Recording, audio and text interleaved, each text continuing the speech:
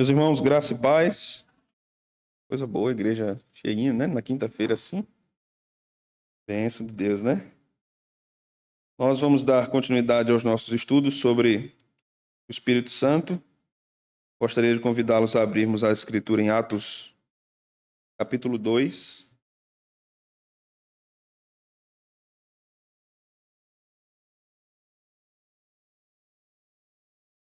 E vamos caminhar nesse capítulo, lendo do versículo 1 ao versículo 13. Nós vamos fazer uma leitura alternada.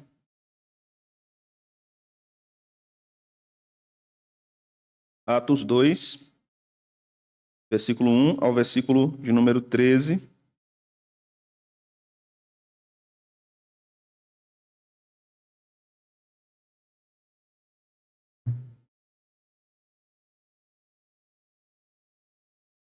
Ao cumprir-se o dia de Pentecostes, estavam todos reunidos no mesmo lugar.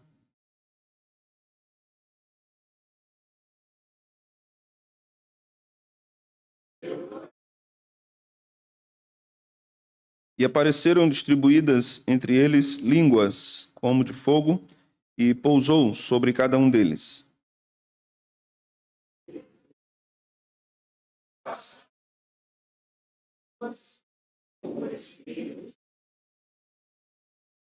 Ora, estavam habitando em Jerusalém judeus, homens piedosos, vindos de todas as nações debaixo do céu.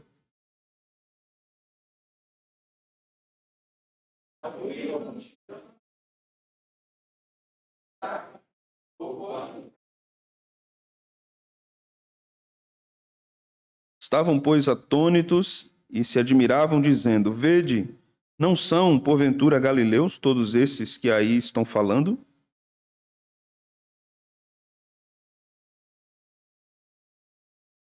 Somos partos, medos, elamitas e os naturais da Mesopotâmia, Judéia, Capadócia, Ponto e Ásia.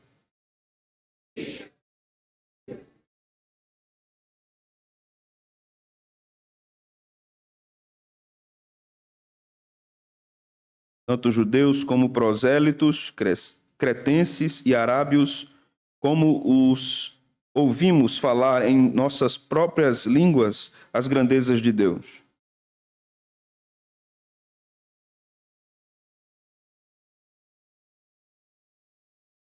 Outros, porém, zombando, diziam: estão embriagados. Amém. Vamos orar, irmãos? Senhor, que bom estar na tua casa nessa noite. Que bom estarmos reunidos, tua igreja. Sobe à casa do Senhor para aprender a tua palavra, para cantarmos louvores, para orarmos juntos, para pedirmos que o Senhor abra as nossas mentes e os nossos corações com a tua palavra.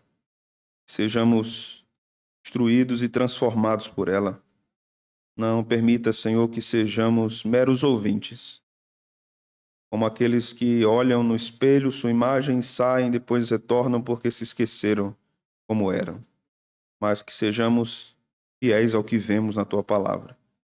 E não apenas aprendamos a interpretar a palavra quando estudamos nas quintas-feiras, ou nos domingos pela manhã, ou ouvindo sermões expositivos, mas que sejamos interpretados pelas Escrituras.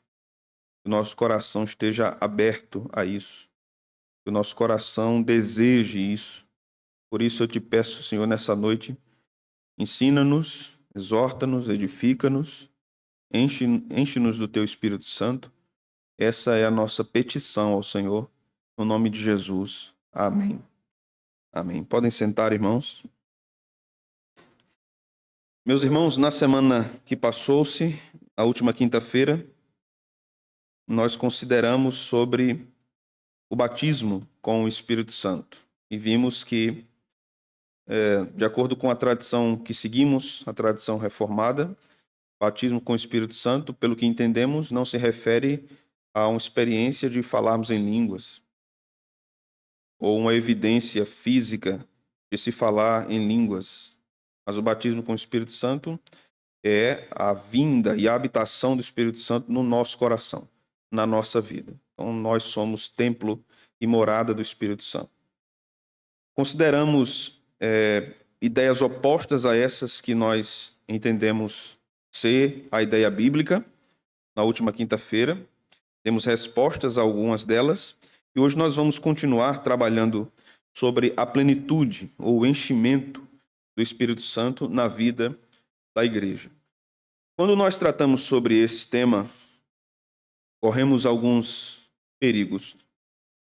O primeiro perigo é de já termos sido doutrinados de forma oposta ao que nós vamos aprender nessa noite. Aprendendo que ser cheio do Espírito Santo é qualquer outra coisa menos o que a Bíblia diz. Então, ser cheio do Espírito Santo não é dar glória a Deus alto. Ser cheio do Espírito Santo não é ter todos os dons espirituais possíveis. Ser cheio do Espírito Santo não é falar em línguas. Amém, irmãos? Vocês creem nisso? Ser cheio do Espírito Santo não é profetizar. Ser cheio do Espírito Santo não é participar de um culto histérico, onde ninguém nem escuta nada, nem o pregador, e todo mundo está dando aleluia e glória a Deus. Isso não é enchimento com o Espírito Santo. Enchimento com o Espírito Santo é muito mais do que essas supostas experiências com o Espírito Santo. E nós vamos nos surpreender com o que a Escritura vai dizer a respeito disso. Hoje nós começamos a falar sobre isso. Na semana que vem nós vamos continuar tratando sobre o fruto do Espírito. Mas vamos considerar algumas coisas inicialmente no capítulo 2 aqui de Atos. Deixe sua Bíblia aberta e nós vamos pontuar algumas questões.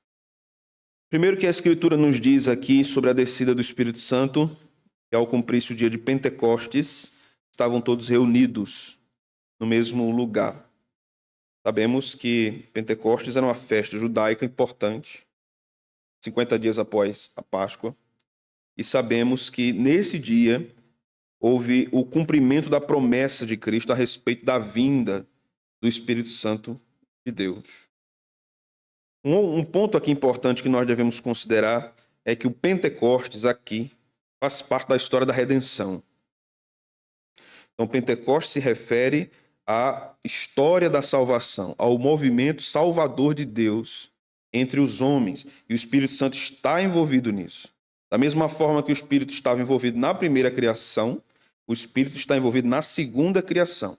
A segunda criação, como nós vimos em estudos passados, não se refere apenas à restauração da ordem cósmica ou à descida da Nova Jerusalém. Esta é a consumação da nova criação. A nova criação inicia-se, como Paulo diz em 2 Coríntios 5,17, quando nós somos tornados nova criação. Assim está no grego, nova criação. Então, na primeira criação, Deus cria a matéria, vamos dizer assim, cria a humanidade, coloca a humanidade nesse contexto do Éden e do mundo criado e ordenado. Na segunda criação, a coisa é inversa. Deus cria primeiro a nova humanidade, através da conversão, da habitação do Espírito Santo, do batismo com o Espírito Santo. E depois, na consumação, Deus restaura a ordem cósmica como um todo. Os irmãos entenderam até aqui? Muito bem. Então, Pentecostes aqui tem a ver com o operar salvífico de Deus. Nós vamos ver isso mais à frente nesse próprio texto. Mas veja o versículo 2. O texto vai dizer aqui que de repente veio do céu um som, como de um vento impetuoso, e encheu toda a casa onde estavam assentados.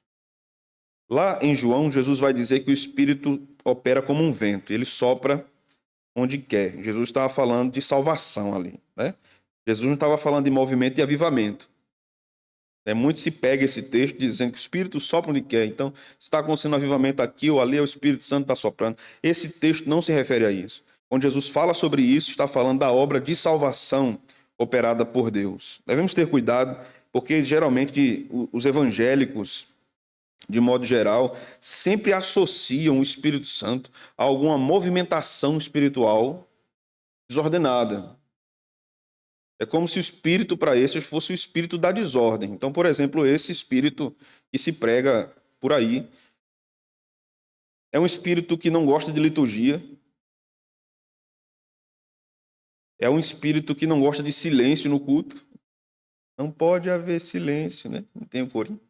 Vamos ler. Não pode ninguém ficar calado. Se ficar calado, o espírito não opera. Não pode ter uma programação impressa no papel, porque se diz que o Espírito Santo vai ser algemado. Então, se um papel algema o Espírito Santo, se uma liturgia algema o Espírito Santo, quem é o Espírito Santo? Ele não é Deus. Não é isso. Quando o texto fala aqui para nós do Espírito como um vento vindo, a ideia de vento furioso, vento impetuoso, isso se refere à sua obra de salvação e de enchimento também do Espírito. E diz que o Espírito, esse vento, né, que é um símbolo do Espírito aqui, encheu toda a casa onde estavam assentados. Então o povo já tinha parado de orar e eles estavam sentados ali quando o Espírito Santo os visitou, cumprindo a promessa de Jesus. Jesus fez em Lucas, né? E diz o versículo 3: e apareceram distribuídas entre eles línguas como de fogo, e pousou sobre cada um deles. Então, a ideia aqui é comparativa, né? Línguas como de fogo apareceram naquele lugar, em conjunção com aquele vento impetuoso, e repousa sobre aqueles crentes que estavam ali. E diz que todos ficaram cheios do Espírito Santo e passaram a falar em outras línguas, segundo o Espírito lhes concedia que falassem. Observações. Quem concedia aos crentes que eles falassem em línguas? O Espírito Santo. Quem encheu os crentes? O Espírito Santo. Permitam-me já fazer uma aplicação aqui do que são crentes cheios do Espírito Santo. Vire sua página no capítulo 2 e leia o versículo 42. Os efeitos imediatos da igreja ter sido cheia pelo Espírito Santo. O que é que diz o versículo 42?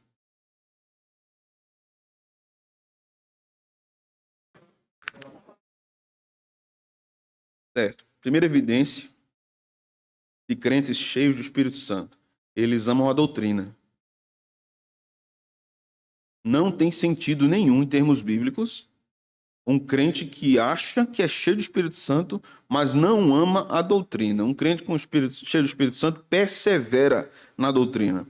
E não apenas isso. Ele não é apenas um crente que conhece muito das doutrinas e muito teologia, mas ele também persevera na comunhão, no partir do pão, que muitos estudiosos vão entender aqui, que é uma referência ao sacramento da ceia, e nas orações. E veja o versículo 43. Em cada alma havia temor, e muitos prodígios e sinais eram feitos por intermédio dos apóstolos.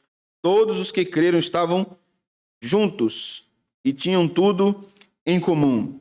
Vendiam as suas propriedades e bens, distribuindo o produto entre todos à medida que alguém tinha necessidade. Diariamente, perseveravam unânimes no templo, na adoração. Partiam pão de casa em casa e tomavam as suas refeições com alegria e singeleza de coração. Essa referência aqui ao templo e às casas era porque era um período transitório, então era comum que os crentes judeus ainda frequentassem muito o templo e se reunissem muito nas casas. Então veja que esses são efeitos imediatos de crentes cheios do Espírito Santo. Eles querem aprender mais a palavra de Deus, eles querem viver mais em comunhão com a igreja, eles querem orar mais, eles passam a valorizar menos as coisas materiais e mais as coisas espirituais. Essas são evidências imediatas de crentes cheios do Espírito Santo. Se alguém quer ser cheio do Espírito Santo, ele será esvaziado de si mesmo, do seu próprio eu, e será cheio daquele que dá vida à igreja, do Espírito Santo de Deus. O verso 47 diz: louvando a Deus e contando com a simpatia de todo o povo. Enquanto isso, acrescentava-lhes o Senhor, dia a dia, os que iam sendo salvos. Uma evidência bíblica também de uma igreja cheia do Espírito Santo é a conversão de mais pecadores. A conversão de mais pecadores. quando uma igreja é cheia do Espírito Santo, isso também atrai pecadores, porque sermos cheios não se refere a levantarmos as mãos cantando no domingo, não se refere a termos uma estética de crentes, falarmos o vocabulário de crentes, não se refere somente a isso. Se refere a toda a nossa vida, tudo o que nós somos, reverbera a obra de Deus em nós. Mas o que é o enchimento com o Espírito Santo? A ideia aqui está comparada à palavra plenitude, encher, transbordar. Isso é algo à parte do batismo com o Espírito Santo. O batismo com o Espírito Santo acontece na conversão. Na regeneração acontece o batismo com o Espírito Santo. A plenitude acontece várias vezes. O enchimento com o Espírito Santo é algo recorrente. Acontece várias vezes na caminhada cristã. O batismo com o Espírito Santo só acontece uma vez. Uma vez. Quando o crente é convertido, é regenerado. Então a pessoa não é batizada com o Espírito Santo várias vezes. Não é? Somente uma. É assim que as Escrituras nos ensinam. Mas vamos caminhar. Veja o versículo de número 5. Ora, estavam habitando em Jerusalém judeus, homens piedosos, vindos de todas as nações debaixo do céu. Essa é uma fala, uma porção importante para entendermos o que esse texto trata sobre o dom de línguas. Esta é uma referência importante. Judeus, vindos de todas as nações debaixo do céu. Veja o verso 6. Quando, pois, se fez ouvir aquela voz, afluiu a multidão e se possuiu de perplexidade, porquanto cada um os ouvia falar na sua própria língua. Então, as línguas que estes crentes receberam eram idiomas. Não tinha nada a ver com cantalabaci. Eram idiomas. Quem estava ali estava entendendo o que estava sendo dito. E estavam perplexos também por causa disso. Versículo de número 7, veja. Estavam atônitos e se admiravam, dizendo: vede, não são porventura galileus todos esses que ali estão falando? E como os ouvimos falar, cada um em nossa própria língua materna. Língua materna. Então eram idiomas. As línguas distribuídas pelo Espírito aqui eram idiomas, não eram línguas estranhas, ininteligíveis. Os que estavam ali distribuídos em vários lugares estavam compreendendo o que eles estavam falando. E aí estava o milagre. Ali estava o milagre. De Deus fazer que crentes que nunca estudaram aquelas línguas, nunca foram naqueles lugares, naquelas nações, falassem aquelas línguas e mais, os outros entendessem aquelas línguas. Mas o que eles estavam falando nessas línguas? Vejam. Versículo de número 9. Somos partos, medos, elamitas, naturais da Mesopotâmia, Judéia, Capadócia, Ponto e Ásia, da Frígia, da Panfilha, do Egito e das regiões da Líbia e nas mediações de Cirene e romanos que aqui residem, tanto judeus como prosélitos, veja, representantes de todas as nações, cretenses e arábios. Cretenses aqui é uma referência aos gregos. Como os ouvimos falar em nossas próprias línguas, o que, irmãos? Então eles entendiam o que o povo de Deus estava falando e o povo de Deus anunciava as grandezas de Deus. Qual é a questão nesse texto? A questão desse texto é que quando o Senhor vem e salva crentes, ele os batiza com o Espírito Santo. E aqui acontece algo inusitado. Eles recebem batismo e recebem a plenitude. Isso pode acontecer, como aconteceu aqui. Mas não são a mesma coisa. A segunda coisa, os irmãos lembram do capítulo 11 de Gênesis? Eles queriam construir uma grande torre, a fim de que seus nomes fossem enaltecidos, e Deus então vem, desce, confunde as línguas. Então ali se divide, os homens e as nações nascem praticamente, com idiomas diferentes. Aqui, pessoas de várias nações escutam crentes que nunca estudaram aquilo falar nas suas próprias línguas. Deus está fazendo o reverso do que aconteceu em Babel no Pentecostes. Deus está fazendo o contrário. Deus está mostrando que o seu povo é um povo espalhado por todas as nações. A sua igreja é católica. Ela é espalhada por todo mundo. Ela é universal. É melhor usar católico, né, do que universal. Pega melhor usar católico no nosso tempo. Então a igreja é católica, está espalhada no mundo todo. Essa era a intenção. A intenção das línguas dadas por Deus aqui era uma intenção missionária. Deus estava alcançando as nações através da manifestação deste dom, especialmente revelado aqui em Atos 2. Então, quando nós lemos isso, precisamos ler com muita atenção para não sermos movidos a crermos de uma forma que o texto não está ensinando. O texto não está falando aqui de línguas que ninguém entende, muito menos língua dos anjos, né? Alguns vão afirmar que as línguas estranhas são línguas dos anjos, porque Paulo fala em 1 Coríntios 13, ainda que eu falasse a língua dos anjos. A língua dos anjos é a língua dos anjos. Amém, irmãos? Não são línguas estranhas. Os anjos têm uma linguagem. Então, falar em línguas ininteligíveis não é falar a língua dos anjos. Porque Paulo vai dizer lá em 1 Coríntios 12, que ali a gente vai ter outra questão exegética quanto à questão das línguas. 12 e 14, 1 Coríntios, é uma outra questão que nós vamos trabalhar mais à frente.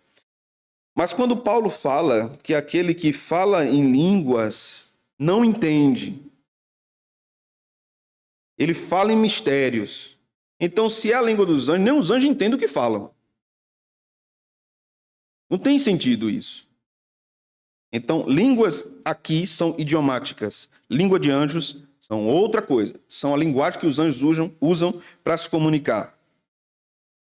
Então, dito isso, precisamos considerar algumas questões importantes a respeito do enchimento do Espírito de Deus. Vamos abrir em Efésios 5, versículo de número 18.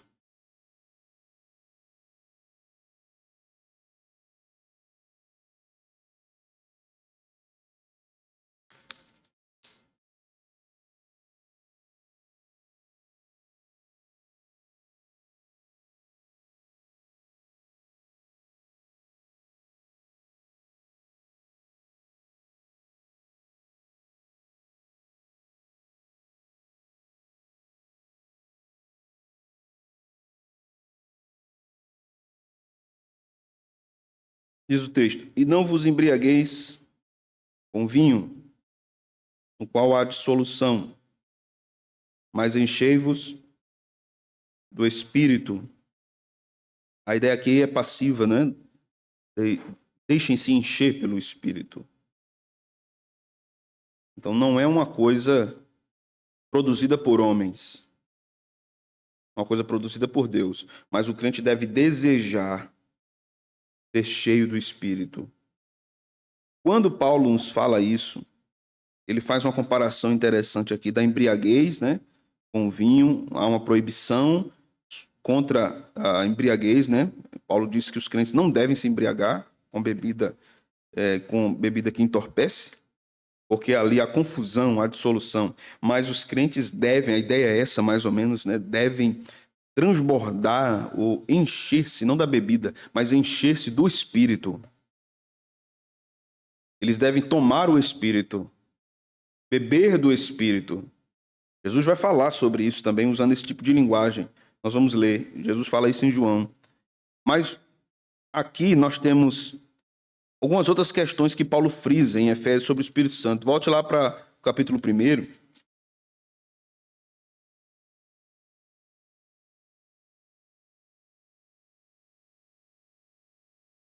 Versículo 13. O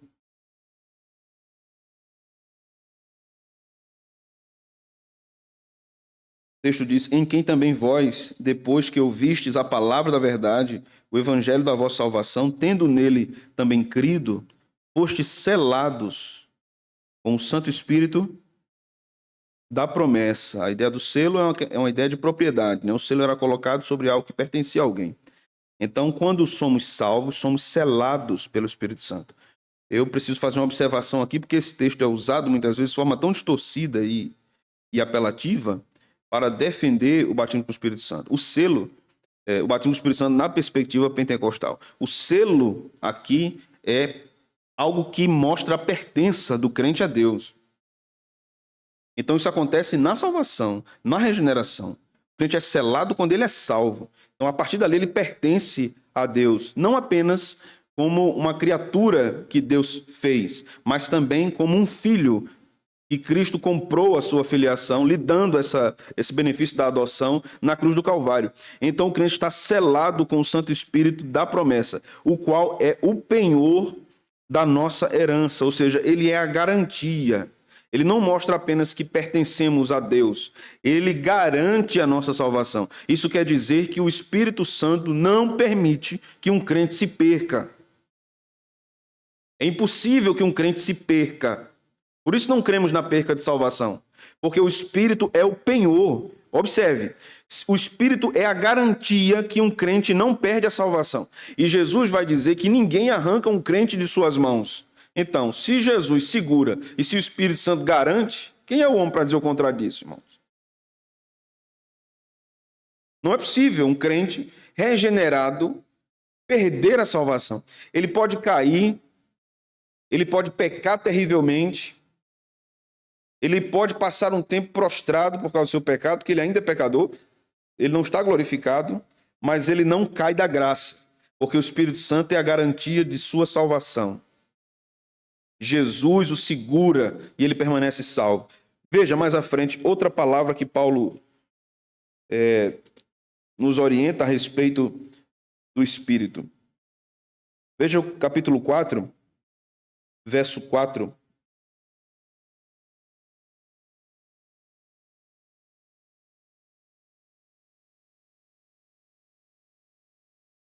Há somente um corpo e um espírito, como também fostes chamados numa só esperança, a vossa vocação. A ideia de vocação aqui é vocação para a salvação. Não tem uma ideia de vocação para algum ministério. E a vocação é eficaz. Veja o que o texto diz. Numa só esperança da vossa vocação. E anteriormente Paulo frisa que há apenas um corpo. O corpo é o corpo de Cristo. E um espírito. Esse espírito é que anima esse corpo. O espírito aqui é o Espírito Santo de Deus. Como também fostes chamados numa só esperança da vossa vocação. Há um só Senhor, uma só fé e um só batismo. Um só Deus e Pai de todos, o qual é sobre todos, age por meio de todos e está em todos. Está em todos por meio do Espírito, de acordo com o contexto. Mas observe mais à frente, quando Paulo fala no versículo 30, do capítulo 4. Não entristeçais, quem, irmãos? O Espírito de Deus, no qual fostes selados para o dia da redenção. Mais uma vez, Paulo está falando da garantia dessa salvação. Então, pegando em resumo, tudo o que Paulo está falando aqui com respeito ao enchimento do Espírito, é necessário nós também pontuarmos mais uma coisa, que está no capítulo 6. Estamos fazendo aqui um voo panorâmico sobre a pneumatologia de Paulo em Efésios, na Epístola aos Efésios. Veja o capítulo 6, o versículo de número 17 e 18. Veja que coisa interessante. Tomai também o capacete da salvação e a espada do Espírito. Paulo diz o que é a espada do Espírito. É a palavra de Deus, com toda oração e súplica, orando em todo o tempo no Espírito. Não é em Espírito. Não é em Espírito. A gente tem o costume até de dizer em espírito de oração, né? Não sei que espírito é esse, não. Né? No Espírito. Paulo diz que nós devemos orar em todo o tempo no Espírito, porque o Espírito Santo, como nós já vimos, é quem nos conduz à oração. Eu já disse em dois estudos anteriores, torno a dizer, a oração não é uma ação puramente humana. Se o fosse, não tinha efeito. A oração é um movimento do Espírito em nós. Por isso que Paulo está dizendo aqui que nós devemos orar no Espírito. E para isto, vigiando com toda perseverança, súplica por todos os santos. Dito isso, já sabemos que Paulo disse que o Espírito é o selo, o Espírito é penhor, é garantia da nossa salvação. É possível que nós o entristeçamos quando nós não andamos em santidade, conforme Efésios 4:30. Nós devemos orar no Espírito, e a palavra de Deus é a espada do Espírito. É com ela que nós combatemos as guerras espirituais. Então, voltando para o contexto de Efésios 5:18, onde nós começamos aqui o nosso exame, percebemos no versículo 19 o seguinte: falando entre vós com salmos, entoando e louvando de coração ao Senhor, com hinos e cânticos espirituais. Tudo isso aqui só é possível por causa do Espírito. Como efeito do enchimento do Espírito, o crente louva, o crente canta ao Senhor e adora. Então, uma evidência do enchimento do Espírito: o amor da igreja pelo culto. O amor dos crentes pela reunião da comunidade. Como alguém pode ser cheio do Espírito Santo e não ama a igreja? Não é possível. Evidência do enchimento do Espírito: desejo de estar com os irmãos. Desejo profundo de estar com os irmãos. Verso 20. Dando sempre graças por tudo a Deus e Pai, em nome de nosso Senhor Jesus Cristo. Agora, veja como isso é desafiador e é uma espada que entra furando nosso peito. Evidência do enchimento do Espírito: um coração grato. Um cristão cheio do Espírito Santo é alguém grato. Grato a Deus. Como alguém cheio do Espírito Santo vai ser ingrato? Ele sabe que tudo que ele tem é fruto da graça de Deus sobre sua vida. Outra evidência no versículo 21. Sujeitando-vos uns aos outros no temor de Cristo. Humildade. Humildade. Evidência de alguém cheio do Espírito Santo. Humildade.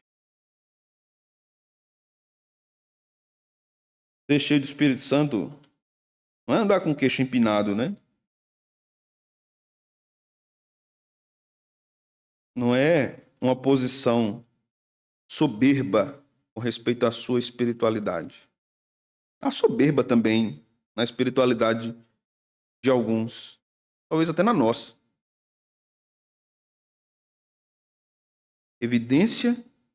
Outra evidência do enchimento do Espírito é a humildade.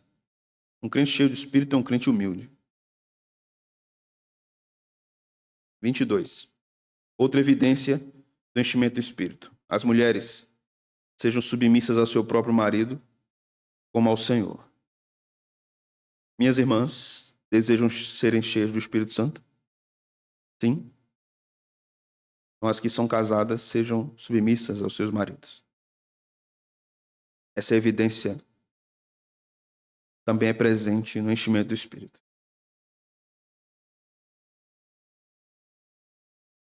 Se meu marido não for sábio, pastor, as mulheres sejam submissas ao seu próprio marido. Se ele não for crente, pastor, as mulheres sejam submissas ao seu próprio marido. Como ao Senhor. Obviamente, se o marido não estiver seguindo o Senhor nas suas decisões, a mulher segue ao Senhor. Não é assim que o texto nos ensina? O 5º mandamento nos ensina sobre as autoridades, né? A honra ao pai e à mãe. Então, a autoridade maior é Deus. Começa por ele. Então, a primeira honra é a ele. Verso 23. Porque o marido é o cabeça da mulher, como também Cristo é o cabeça da igreja, sendo ele mesmo salvador do corpo.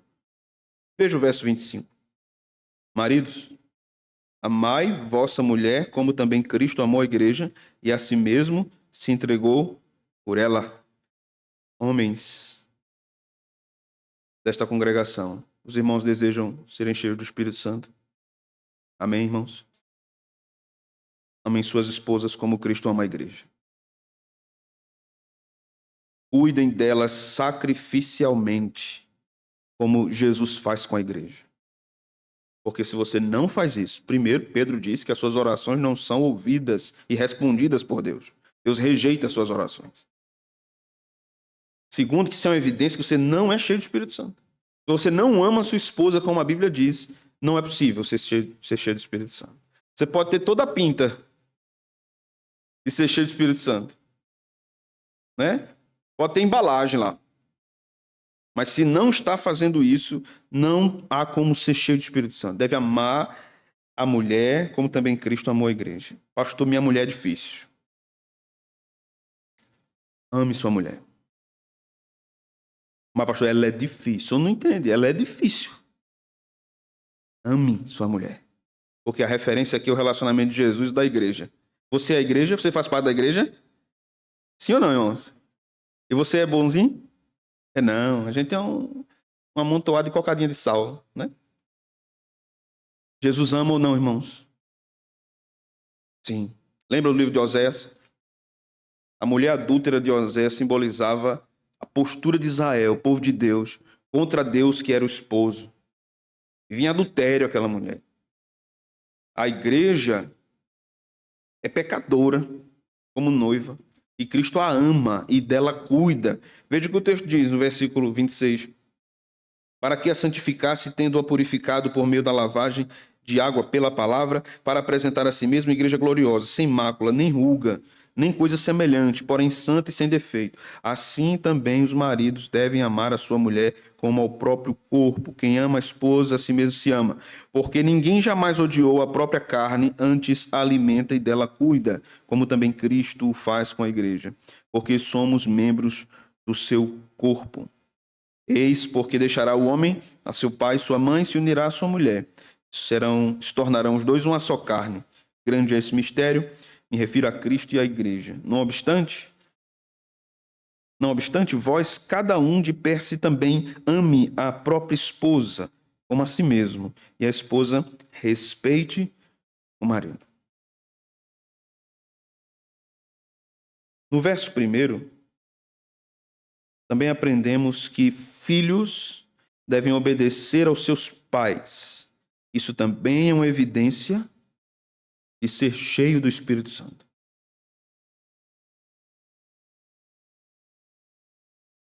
Pais, verso 4. Não provoqueis os vossos filhos à ira, mas criai-os na disciplina e na admoestação do Senhor.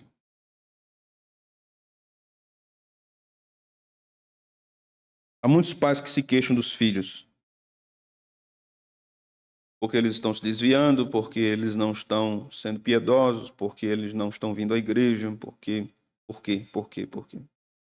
Mas é fato também que há muitos pais que irritam seus filhos, provocam, despertam no coração deles ira. Isso é pecaminoso. Pecaminoso. Ser cheio do Espírito Santo também é mostrado quando nós não provocamos ira nos nossos filhos. Devemos ter muito cuidado com isso. Mais do que isso, Paulo vai agora para uma outra área. Verso 5. Quanto a vós outros servos, obedecei o vosso Senhor segundo a carne, com temor e tremor, na sinceridade do vosso coração, como a Cristo. Não servindo à vista, como para agradar homens, mas como servos de Cristo, fazendo de coração a vontade de Deus. Ser um bom funcionário também demonstra enchimento do Espírito. Aplicações bem práticas. Chegar na hora. Sair na hora, certo? Não usar nenhuma espécie de material da empresa, se não for seu. Se for uma caneta, é da empresa. Não é assim, meus irmãos? Que o Evangelho nos ensina. Tudo, o cafezinho, a água, o papel, a caneta, a internet, né? Sendo assim, demonstramos também que o Espírito Santo está nos enchendo. Não tem como o Espírito Santo encher uma criatura desonesta. Honestidade é uma das evidências também de um crente cheio do Espírito Santo. E uma pessoa que não é crente pode ser honesta? Pode. Mas um crente honesto também é evidência que o Espírito Santo está santificando a sua vida. Porque se é um crente desonesto, como é que ele está santificado? Não está. Ele está indo contra o código moral de Deus, estabelecido pelo Senhor na sua lei, não é? Então, no verso seguinte, no verso 7, né? Servindo de boa vontade como ao Senhor e não aos homens. Isso aqui muda toda a nossa vida, viu? Quando nós entendemos isso aqui, a gente sai na segunda-feira para trabalhar, muda toda a nossa perspectiva do que é o trabalho. Estamos servindo ao Senhor no trabalho. Em tudo o que fazemos. Pode ser um engraxate, pode ser um administrador, um professor, pode ser um pedreiro, um eletricista, um advogado, um médico. Tudo o que fazemos é para o Senhor. Isso muda tudo para nós. Isso muda tudo, porque estamos servindo a Deus ali. Se não fizermos isso, não é evidência que somos cheios do Espírito Santo. Mas também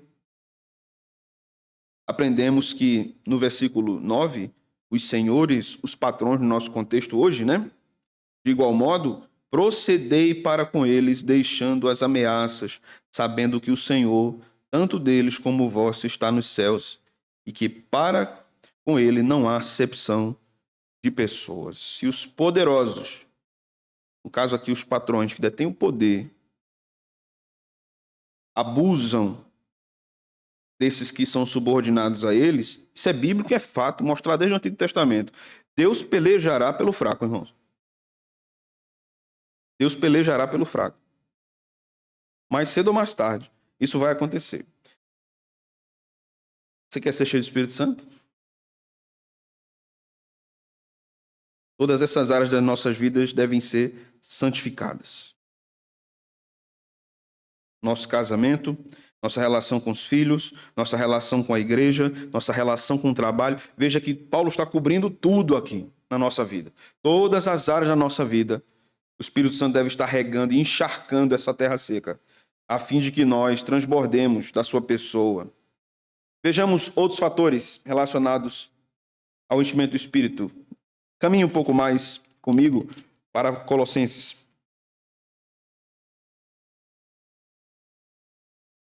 Capítulo 3, versículo de número 16.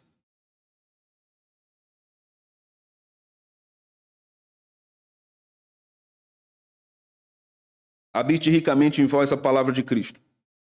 Instruí-vos e aconselhai-vos mutuamente em toda a sabedoria, louvando a Deus com salmos, hinos e cânticos espirituais, com gratidão em vosso coração, e tudo o que fizerdes, seja em palavra, seja em ação, fazei-o em nome do Senhor Jesus, dando por ele graças a Deus Pai.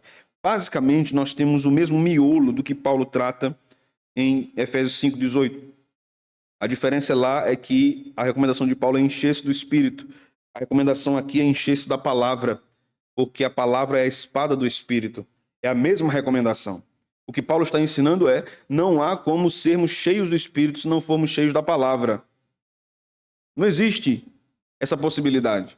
Se você quer realmente ser cheio do Espírito Santo, é preciso que a palavra esteja regando seu coração todos os dias. Você passa um dia sem comer? Quantas refeições você come por dia? 2, 3? Mais do que isso? Como é que conseguimos passar um dia sem contato com a palavra?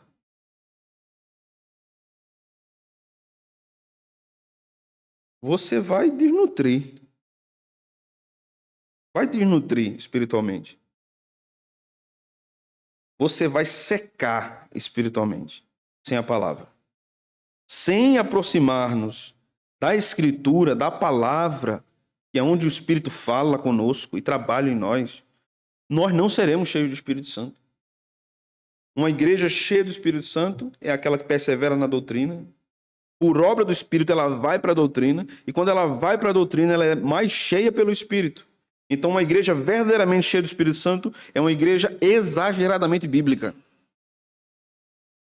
Exageradamente bíblica. Por isso que a nossa filosofia de vida como igreja é orarmos a palavra, cantarmos a palavra, pregarmos a palavra, vivermos a palavra. Porque o Espírito Santo vai nos enchendo quando nós vivemos isso. Mas vamos caminhar um pouco mais. Vamos para Atos dos Apóstolos, capítulo 6.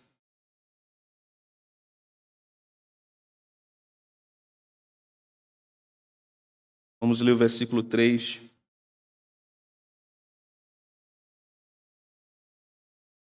E o versículo 4. Mas, irmãos, escolhei dentre vós 7 homens de boa reputação. E diz, irmãos, cheios do Espírito e de sabedoria, aos quais encarregaremos deste serviço. E quanto a nós, nos consagraremos à oração e ao ministério da palavra. Veja o verso 5.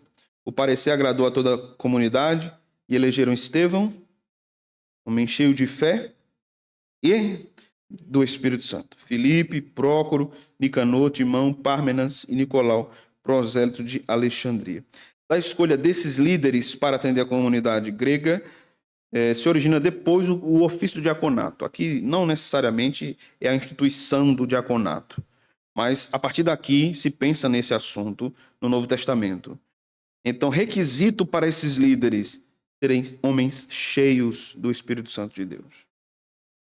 Como serviremos a Deus? E o caso aqui eram as mesas. Observe que o critério aqui não era para aqueles que iriam falar, pregar. Não era para aqueles que iriam dirigir algum grupo no ensino da palavra. É para aqueles que cuidariam dos pobres. Tinham que ser homens cheios do Espírito Santo. Tinham que ser pessoas que transbordassem Deus na sua vida para cuidar dos necessitados na igreja. Tudo na vida cristã e na igreja deve transparecer a obra do Espírito Santo. Tudo. Pode ser uma irmã ou irmãs que cozinhem, que limpem a igreja, que deem aula na escola dominical, que sirvam a igreja em várias áreas, diaconisas. Qualquer área da igreja, o crente deve ser cheio do Espírito Santo. Pergunta incômoda e fustigante para nós. Você é cheio do Espírito Santo? Você está cheio do Espírito Santo? Os irmãos estão entendendo o que é ser cheio do Espírito Santo? Não é apenas aquela emoção, irmãos, aquele negócio que dá lá dentro, assim, que sobe. Né? Vai lá dentro, assim, vai. Ih, pastor. O crente pergunta a mim, pastor, você está pregando, não está dando glória, eu posso? Eu vou impedir de você dar glória. Mas não é só essa emoção. Existe emoção, né? Claro, quando Deus nos visita, Ele mexe com as nossas emoções. Mas ser cheio do Espírito Santo não é um movimento emocional. É uma transformação da forma que vivemos. Transformação constante e crescente na forma que vivemos. Quando decrescemos na nossa vida familiar, espiritual, é um decréscimo da nossa relação com o Espírito Santo de Deus. Quanto mais próximos estivermos desse enchimento, ou sendo cheios do Espírito Santo, melhor será a nossa vida. Em todas as áreas, viu? Porque o crente cheio do Espírito Santo trabalha melhor. Um crente cheio do Espírito Santo ama melhor a esposa, ama melhor o esposo, ama melhor os filhos, ama melhor os pais. É crescente. É crescente. O grande problema de casamentos, relações entre pais e filhos, relações entre patrões e empregados, relações conflituosas de qualquer ordem, no que se refere à relação dos crentes, é a falta do enchimento do Espírito Santo. Onde há contenda, onde há soberba, onde há discórdia, é falta de enchimento do Espírito Santo. O Espírito Santo santifica os nossos pensamentos, até as nossas respostas. Nós vamos ver isso na próxima semana, quando nós tratarmos a respeito do fruto do Espírito. Vamos ver outro texto? Atos 11, versículo 24.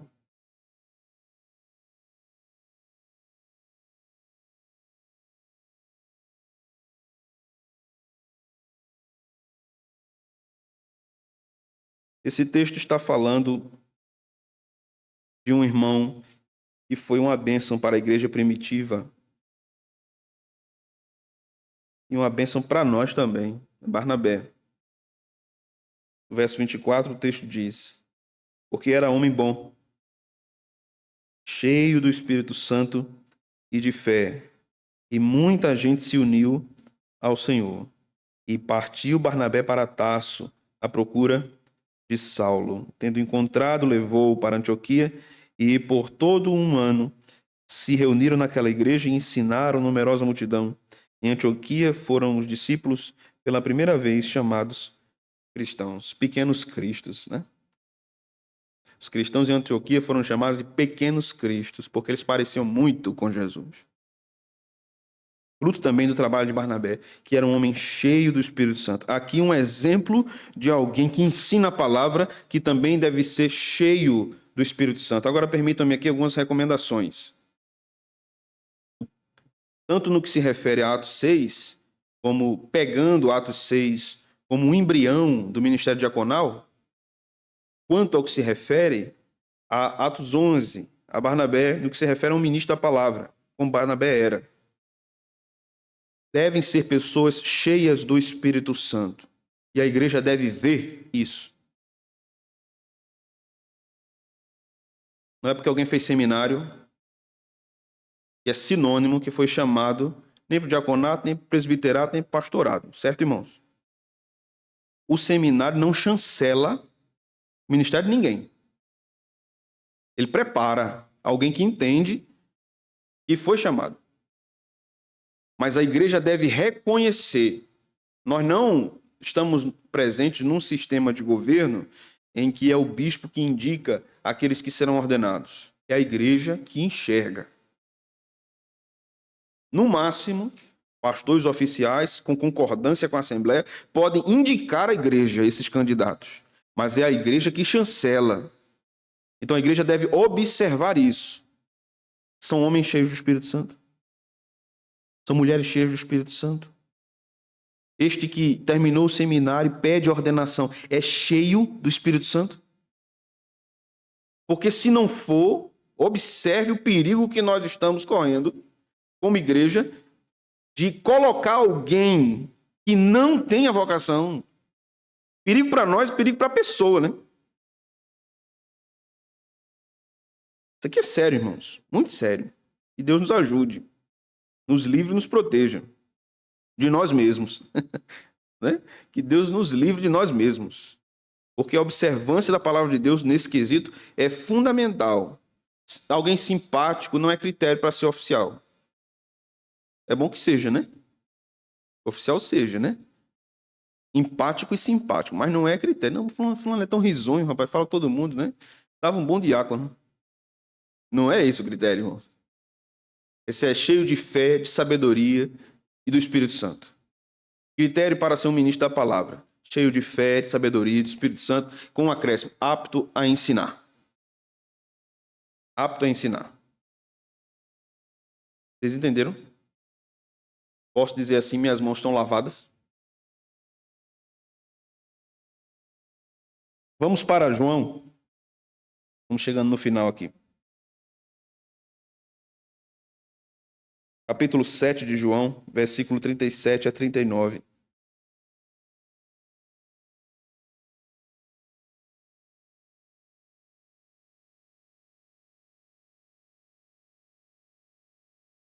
Capítulo 7, do 37 ao 39.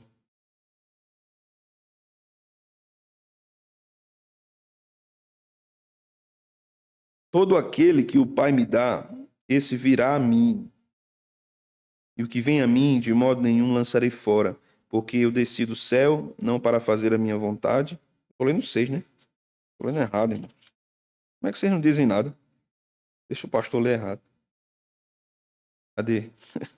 37. No último dia, o grande dia da festa, levantou-se Jesus e exclamou: se alguém tem sede, venha a mim e beba.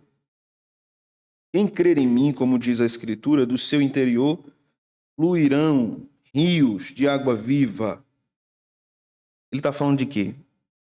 E isto disse com respeito ao Espírito que haviam de receber os que nele crescem, pois o Espírito até aquele momento não fora dado, porque Jesus não havia sido ainda glorificado. Jesus está falando do enchimento do Espírito. Jesus não está falando do batismo. Por quê? Porque a ideia aqui, se alguém tem sede, venha a mim, essa ideia é contínua. Ela não é única. Aconteceu, acabou. Aconteceu uma vez, não acontece mais, como é no batismo com o Espírito Santo. Ela é uma ideia contínua. Então, venha a mim e beba. Ou seja, é assim. Venha, quem tem sede, venha a mim, beba e continue vindo e bebendo. E sendo cheio. E quem crê em mim, como diz a Escritura, do seu interior fluirão rios de água viva. Rios de água viva aqui é o Espírito Santo. Vamos para algumas aplicações. Primeiro, o batismo com o Espírito Santo não tem como ser buscado, porque ele acontece na salvação do pecador. O Senhor salva e o batiza.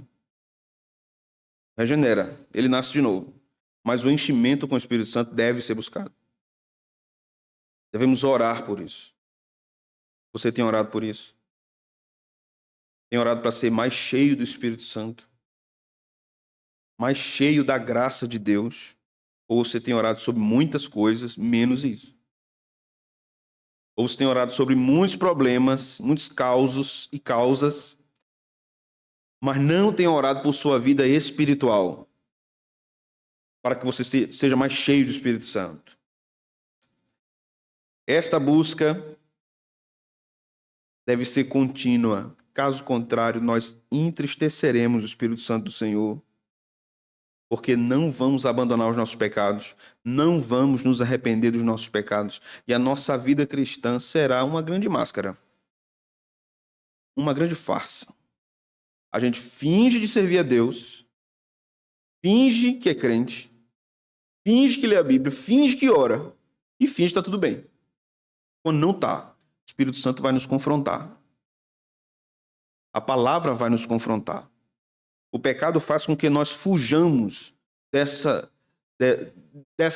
impacto que o Espírito nos causa com a palavra. Ele nos mostra onde nós estamos pecando, onde nós estamos caindo. Se eu não sou um bom esposo para minha mulher e um bom pai para o meu filho, eu estou em pecado. E o Espírito Santo não está me enchendo. Se eu não sou um bom empregado, se eu não sou um bom pastor, se eu não dirijo com responsabilidade um seminário, eu estou pecando contra Deus. E estou me afastando e entristecendo o Espírito Santo de Deus. Você já sentiu aquele impacto de pecar contra uma pessoa que você ama muito? Na ficha caiu, você observa o absurdo que você fez e como aquilo lhe destrói. Parece que é um tanque de guerra passando por cima de você várias vezes, indo e voltando assim. Pior do que isso, nós devemos sentir quando pecamos contra Deus e nos afastamos do Senhor e da sua palavra. Pior do que isso. Terrível coisa é quando nosso coração está tão gelado, tão frio, que nós não sentimos mais falta de orar e de ler a Escritura e de estar na igreja com os irmãos. Esse é o momento mais perigoso da nossa caminhada cristã. É o momento que a gente não sente, que a gente não deseja, que a gente não ora, que a gente não lê a Bíblia. É o pior momento. E o que é que faz contra isso? Primeiro conselho para os crentes que não têm desejo de orar. Primeiro conselho, presta atenção. Orar pedindo desejo de orar. Segundo conselho para o crente que não tem desejo de ler a Bíblia. Lê a Bíblia sem ter desejo. Lê a Bíblia sem ter desejo. Certo? Não depende do desejo. Depende de obediência. Vai ter domingo que você não vai querer vir para a igreja. Mas você tem que obedecer. Você acha que todo pastor quer pregar mesmo todo domingo? Você acha? Terça pregando, quinta pregando, domingo pregando 2 vezes, visitando os crentes, atendendo os crentes. Você acha que todo dia o pastor quer fazer isso? Primeiro, desmanchemos a ideia de que o pastor é um ser mitológico. Ele não é, né? Ele é um ser humano. Tem dia que ele vai querer dormir mais. Tem dia que ele vai querer estar fazendo outra coisa. Mas ele tem que obedecer a Deus. E tem que ir. Tem que ir. Eu acho engraçado, me permitam essa aplicação, que muitos crentes às vezes deixam de vir para a igreja porque estão tristes. Eu estou triste. Quando eu estiver assim, estou pedindo para Deus tirar isso do meu coração. Aí eu não vou. Você vai trabalhar? Vou, porque é o jeito.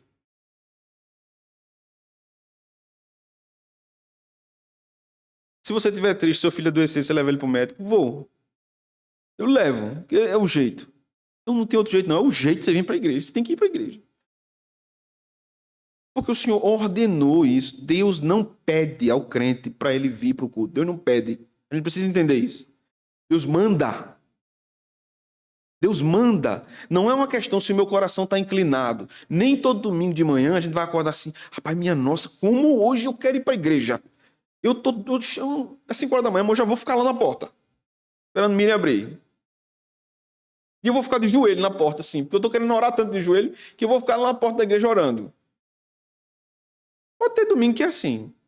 Mas vão ter muitos dias que não são assim. E você precisa vir. Contra a sua vontade. Eu vou vir amarrado, pastor? Vem amarrado pelas cordas da graça, mas vem.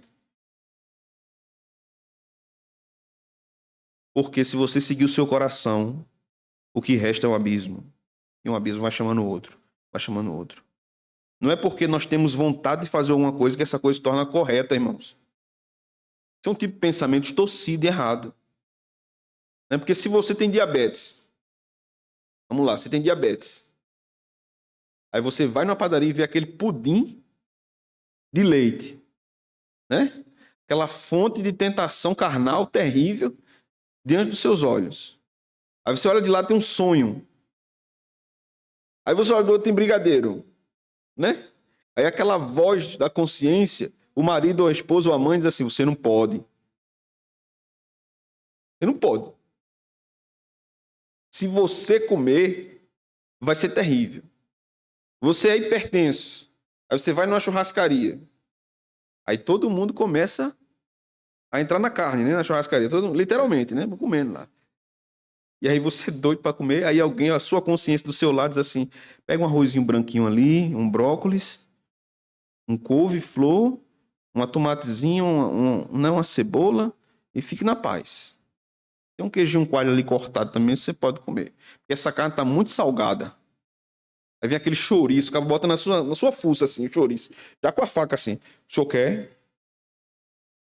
Como é difícil, né? Você olha para aquela criatura enviada do mal e diz, não, eu resisto. Olha lá, não quero nem olhar. A vontade você tem. A verdade é que a maioria das vezes a gente cai.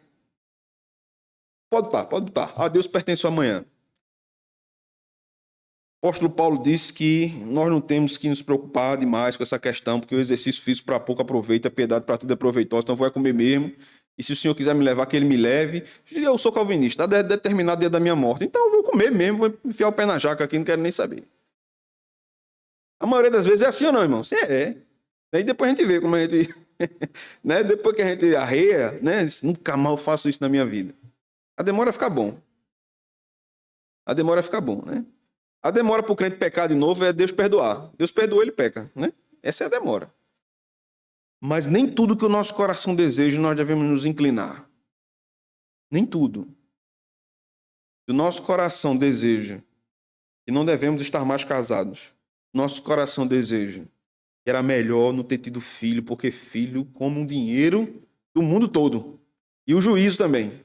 Eles sugam a alma. É feito um aspirador de pó, né? Suga tudo, todas as forças de uma criatura. Então era melhor que eu não tivesse, que eu tinha outra vida. E você começa a desejar ter uma vida que Deus não quis que você tivesse. Você acha muito duro, muito difícil, muito angustiante, muito doloroso. Mas não é isso que Deus quer. Deus quer que você seja cheio do Espírito Santo. Você não vai sair daqui com a promessa que quando você chegar em casa vai estar tudo bem. Vai continuar difícil. Mas Deus quer que você seja cheio do Espírito Santo.